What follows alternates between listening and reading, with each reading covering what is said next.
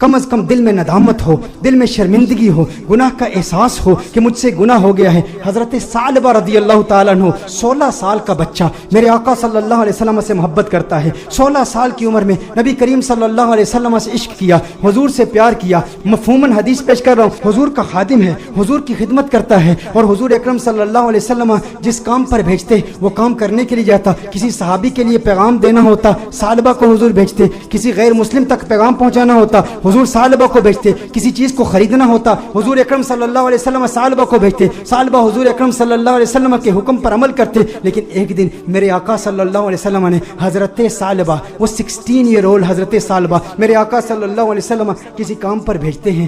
آدھے دن کا کام تھا لیکن بہت وقت ہو گیا، ثعلبہ واپس نہیں آئے۔ ثعلبہ کہاں گئے؟ جب واپس آ رہے تھے تو دیکھا کہ ایک حمام ہے، اس حمام میں ایک عورت نہا رہی ہے، ایک پردہ لٹکا ہوا ہے، ہوا کا تیز جھونکا آتا ہے، پردہ اٹھتا ہے، ان کی نظر اس عورت پر پڑ جاتی ہے۔ ان کے دل میں کچھ رغبت ہوئی، کچھ میلان ہوا، دل میں خیال آیا، ہے ثعلبہ دوسری نظر تو حرام ہے لیکن آج تو نے کیا کیا؟ آج تو نے اس عورت کو دیکھ لیا، یہ عورت نہا رہی تھی، تو نے اس حالت میں دیکھ لیا۔ تیرا دعویٰ یہ ہے کہ تو حضور اکرم صلی اللہ علیہ وسلم کا غلام ہے۔ اتنی کم عمری میں اللہ جل وعلا نے تجھے اتنا بڑا مقام دیا، اتنی بلندی دی، دنیا تجھے خادم مصطفیٰ کہتی ہے، دنیا تجھے حضور اکرم صلی اللہ علیہ وسلم کا صحابی کہتی ہے، حضور کا خدمت گزار ہو کے اس عورت کو تو نے دیکھا۔ ثعلبہ پر رقت طاری ہو گئی، اس قدر روئے، چہرہ آنسوؤں سے بھیگ گیا۔ ثعلبہ روتے ہوئے اپنے آپ سے یہ کہتے ہیں، ہو نہ ہو میرے آقا صلی اللہ علیہ وسلم پر یہ وحی نازل ہو چکی ہوگی، اللہ نے کلام کیا ہوگا کہ ثعلبہ منافق ہو گیا ہے، حضور اکرم صلی اللہ علیہ وسلم کی خدمت میں رہنے والا،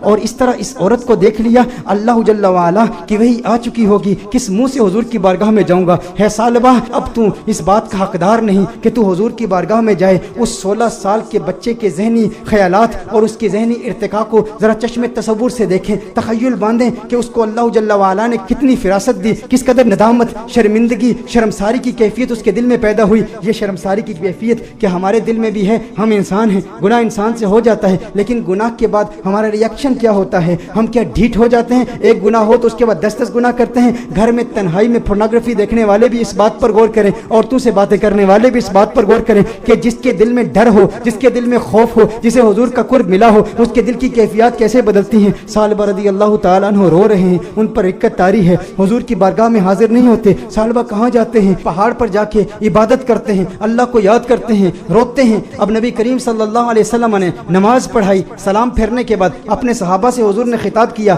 ہے صحابہ ثعلبہ کہاں ہے؟ ایک کام پر بھیجا تھا۔ صحابہ عرض کرتے ہیں، یا رسول اللہ صلی اللہ علیہ وسلم ثعلبہ تو آدھے دن کا کام تھا، ابھی تک واپس آئے نہیں، ابھی واپس پہنچے نہیں۔ نبی کریم صلی اللہ علیہ وسلم نے ارشاد فرمایا، تم جاؤ ثعلبہ کو تلاش کرو۔ ایک ہفتہ گزر گیا، ثعلبہ نہیں مل رہے، لوگ ثعلبہ رضی اللہ تعالیٰ عنہ کو تلاش کر رہے ہیں۔ دوسرا ہفتہ گزر گیا، تیسرا ہفتہ گزر گیا، میرے آقا صلی اللہ علیہ وسلم نے حضرت فاروق اعظم رضی اللہ تعالیٰ عنہ اور حضرت سلمان فارسی رضی اللہ تعالیٰ عنہ جیسے جلیل القدر صحابہ کا انتخاب کیا، کہا تم جاؤ اسے تلاش کرو۔ میرے آقا صلی اللہ علیہ وسلم نے ان صحابہ کرام علیہم رضوان کو بھیجا۔ اب یہ صحابہ تلاش کر رہے ہیں، 40 دن ہو گئے، گلیوں میں تلاش کر رہے ہیں، بازاروں میں تلاش کر رہے ہیں، دیہاتوں میں تلاش کر رہے ہیں۔ آخر وہ وقت آیا کہ جب وہ شہر کے مضافات تک پہنچ گئے، وہاں پر بلند پہاڑ تھے، چرواہوں کو دیکھا، ان سے پوچھا، کہا اتنا قد ہے، اتنی عمر ہے، رنگت ایسی ہے، نقوش ایسے ہیں، کیا اس بچے کو تم نے دیکھا ہے؟ یہ بچہ 40 دن سے غائب ہے، ہمیں نہیں مل رہا۔ انہوں نے کہا، کیا تم اس رونے والے بچے کا ذکر کرتے ہو؟ وہ جو روتا بہت ہے۔ کہا کیا مطلب؟ کہا اس رونے والے بچے کا ذکر کرتے ہو جس پر ہمیشہ رقت طاری رہتی ہے۔ کہا کیا مطلب؟ کون سا رونے والا بچہ؟ کہا جو تم نے اس کی ڈسکرپشن بیان کی ہے نا، جب ہم رات کو سوتے ہیں نا تو ان بلند پہاڑوں سے ایک بچے کی رونے کی آوازیں آتی ہیں، اس کی درد بھری آواز ہمارے سینے تک پہنچتی ہے، وہ روتا ہے اور رو رو کے اللہ کو پکارتا ہے، وہ معافیا مانگتا ہے، ہمیں پتہ نہیں اس سے ہوا کیا ہے۔ کہا وہ آپ کے پاس کب آتا ہے؟ کہا ہم چرواہے ہیں، بکریاں چراتے ہیں، کبھی کبھی آ جاتا ہے، بکریوں کا دودھ پیتا ہے اور چلا جاتا ہے۔ فاروق اعظم نے فرمایا کب آئے گا؟ کہا یہ اس کے آنے کا وقت ہے، ابھی آ ہی رہا ہوگا۔ فاروق اعظم رضی اللہ تعالیٰ عنہ، سلمان فارسی رضی اللہ تعالیٰ عنہ علیحدہ ہو کر چھپ جاتے ہیں کہ کہیں ثعلبہ ہی نہ ہو۔ دیکھتے ہیں کہ ثعلبہ آ رہا ہے، ثعلبہ آ رہا ہے تو رو رو رہا ہے, دودھ پیتا ہے پیالے میں, لیکن پیالے میں دودھ کے ساتھ اس کے آنسو بھی گر رہے ہیں. فاروق اعظم رضی اللہ تعالیٰ عنہ فوراً باہر آتے ہیں, سلمان فارسی فوراً باہر آتے ہیں. او سالبہ تجھے کیا ہوا ہے؟ سالبہ تیرا چہرہ بدل گیا, اس قدر نحیف ہو گیا, اس قدر کمزور ہو گیا. سالبہ نے فاروق اعظم کو دیکھا, کہا نہیں نہیں میرے قریب نہیں آنا, سالبہ منافق ہو گیا ہے, وہی آ گئی ہے, اللہ نے فرما دیا ہے. کہا کاہے کی باتیں کرتا ہے, کیسی باتیں کرتا ہے؟ کہا نہیں نہیں میں اس لائق نہیں کہ تم میرے قریب ہو جاؤ, میں جانتا ہوں حضور تک پیغام آ گیا ہے, میں ڈرتا ہوں. کہا سالبہ ہمارے ساتھ ہو. فاروق اعظم نے فرمایا ہمیں حضور کا حکم ہے. سالبہ نے بھاگنے کی کوشش کی, کہا کس منہ سے آقا کی بارگاہ میں جاؤں, اس چہرہ بددعا کو بھی دیکھتا ہوں اور ان حسیناؤں کو بھی دیکھتا ہوں. کہا سالبہ آقا کا حکم ہے. فاروق اعظم نے فوراً سالبہ کو پکڑا, حضور کی بارگاہ میں پیش کرتے ہیں. سالبہ کمرے میں جاتے ہیں, اس قدر بیمار ہیں, اس قدر کمزور ہو گئے ہیں, ایک صحت مند بچہ اس قدر کمزور ہو گیا رو رو کے. سالبہ رضی اللہ تعالیٰ عنہ 40 دن مسلسل پہاڑوں میں روتے رہے, اب کمزوری کی وجہ سے بیٹھ بھی نہیں سکتے, بستر پر لیٹ جاتے ہیں. اور پھر اس کے بعد میرے آقا صلی اللہ علیہ وسلم کمرے میں تشریف لاتے ہیں.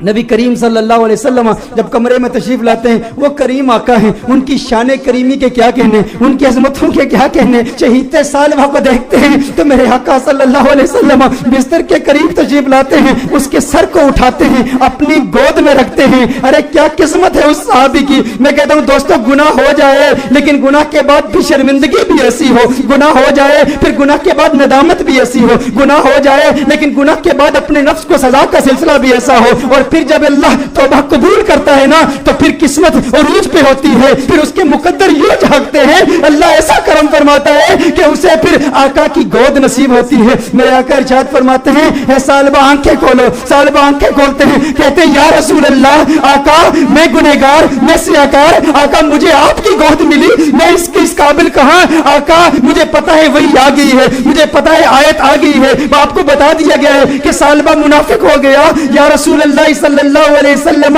میں اس قابل نہیں کہ آپ کی گود میں لیٹوں. سالبہ کہتے ہیں یا رسول اللہ صلی اللہ علیہ وسلم میں نے ایک عورت کو یوں دیکھ لیا, میرے آقا نے ارشاد فرمایا تو پھر تو توبہ کر لے. سالبہ کہتے ہیں مجھے ڈر ہے اس بات کا کہ جہنم کے نچلے درجے میں مجھے پھینکا جائے گا, مجھے جلایا جائے گا. حضور نے ارشاد فرمایا مومن ڈرتا بھی تو ہے لیکن مومن کی ایک اور کیفیت لی ہے, وہ امید کی کیفیت ہے. کہا اللہ سے امید کیا رکھتا ہے, کہا امید تو یہ ہے کہ میرے اللہ مجھے معاف کر دے گا. حضور نے ارشاد فرمایا پھر اللہ سے جو تو زن رکھتا ہے اللہ کو اپنے زن کے مطابق پائے گا, یہ امید رکھ کہ میرا اللہ تجھے معاف کر دے گا. حضور اکرم صلی اللہ علیہ وسلم نے دستے دعا بلند کیے, سالبہ کو دعائیں دی. جب سالبہ خوش ہو گئے کہ مجھے آقا کی دعائیں ملی اور میرے منافق ہونے کے حوالے سے کوئی آیت نازل نہیں ہوئی, تو اس وقت سالبہ حضور سے عرض کرتے ہیں یا رسول اللہ صلی اللہ علیہ وسلم یوں محسوس کر رہا ہوں جیسے میرے جسم میں ہزاروں کیڑے رینگ رہے ہیں, اس قدر درد محسوس کر رہا ہوں. میرے آقا رونے لگے, یا رسول اللہ صلی اللہ علیہ وسلم آقا کیوں گریہ فرما رہے ہیں, آقا کیوں رو رہے ہیں. میرے آقا نے ارشاد فرمایا اے سالبہ تیری موت کا وقت آ گیا ہے, ملک الموت آ رہے ہیں, تیرے جانے کا وقت آ گیا ہے. سالبہ نے دیکھا ارے مقدر والا ہے وہ جس کی موت آقا کی گود میں ہو, کاش یوں موت آئے میرے ہم نشین نزاکا اور ہو جائے منظر حسین, کاش یوں موت آئے میرے ہم نشین نزاکا اور ہو جائے منظر حسین. وہ ادھر اپنی زلفیں سوارا کرے اور ادھر دم ہمارا نکلتا رہے. ارے کیسا قسمت والا ہے, آقا کی گود میں سالبہ کی موت واقع ہو گئی, سالبہ کی روح قفس انصری سے پرواز کر گئی. میرے دوستو یہی پیغام ہے, اگر چاہتے ہو آقا کا کرم ملے تو آج میلاد کی محفل کا یہ پیغام لے جاؤ کہ غم کا ایک سبب گناہ بھی ہے. اگر تم گناہوں سے توبہ کرو گے ڈپریشن ختم ہو جائے گی, حضور کا پیار ملے گا, حضور کی محبت ملے گی, حضور کا عشق ملے گا. والدین کو وقت دو, اپنے بچوں کو وقت دو, نمازوں میں استقامت حاصل کرو, گناہ جو کیے ان سے توبہ کرو, جو نمازیں قضا کی ہیں, جو روزے قضا کیے ہیں ان کی قضا عمری کرو, حسن اخلاق سے پیش آؤ. جو رشتہ دار ناراض ہیں صلہ رحمی کے جذبے کے ساتھ ان سے ملاقات کرو, وہ پوچھے کیا ہو گیا ہے, میرے گھر میں آج کیوں آیا ہے, کبھی نہیں آیا. کہا تجھے نہیں پتا کل کنز الہدیٰ میں محفل میلاد ہوئی تھی, آقا کا میلاد ہوا ہے اس لیے آیا ہوں. ارے جس سے مل رہا ہے ویسے تو تیرے چہرے پر 12 بجے ہوتے ہیں, آج مسکرا کیوں رہا ہے, کیوں مسکرا رہا ہوں, کل حضور کی میلاد کی محفل تھی, میلاد ہوئی ہے. میلاد نے مسکرانا سکھا دیا, میلاد نے زندگی گزارنا سکھا دیا, میلاد نے گناہ سے توبہ کرنا سکھا دیا, میلاد نے ڈپریشن سے بچنا سکھا دیا. میرے دوستو آؤ آج دل میں یہ پختہ ارادہ کرو ہم گناہوں سے بچیں گے.